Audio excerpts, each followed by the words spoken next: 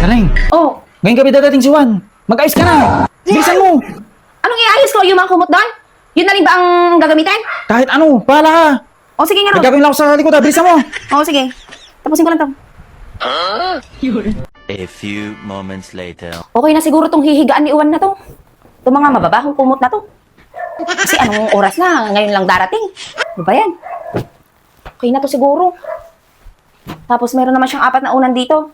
Darling! Darling! Darling! Okay na ba to? Naiayos ko na yung hihigaan ni Uwan. Ba't anong ginagawa mo? Eh sabi mo mag-ayos ako. Ayan, inayos ko. Di ba sabi mo dadating si Uwan ngayong gabi? Eh di malamang matutulog siya dito. Nakakahiya naman kung sa sala natin siya patutulugin. Kaya dito na natin siya sa kwarto patulugin at tayo na matulog sa sala. Ano ka ba? Asan na daw ba siya? Bagyo yun, darling. Hindi tao. Maggaya ka na at pupunta tayo sa evacuation center. Hindi mo naman kasi sinabi na bagyo yung darating. Ayan ka lang na naman. Kala ko naman, kumpare mo yung darating. Nakakainis ka. Bilisan mo. Eh ano, di gagaya ko ito na mismo. Oo, yan na. O sige nga, Rod, dukahanin ko na to. Kainis naman kasi, hindi sinasabi, hindi nililinaw, nakakainis. Anak ka ng pu. Anak ka ng pu. Anak ka ng pulis ng may kawayan.